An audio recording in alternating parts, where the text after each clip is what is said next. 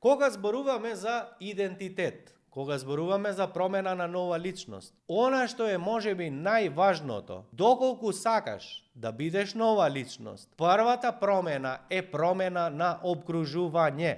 Што значи? Ако ти сега си постојано во оператива, цел ден си во бизнис, чукаш, коеш, програмираш, црташ, што и да работиш, мораш да излезеш од тамо и да го промениш обкружувањето и што повеќе да се обкружиш со луѓе истомисленици, луѓе кои што се слични на тебе или сакаш да бидеш во иднина како нив. Прашањата, поддршката, одговорите, нејаснотијата ќе дознаеш тамо, но не каде што си. Самата промена од програмер, оперативец, дизајнер, инженер, што и да е, самото тоа што се преместени во група на истомисленици, група на поддршка, предприемачи, тие се бодрат, разговараат отворено на одреден проблем, споделуваат искуства и сваќаат дека за прв пат во животот не се сами, дека не им се случува само нив, ова што им се случува, туку е сосема нормално да им се случуваат вакви работи на ова ниво.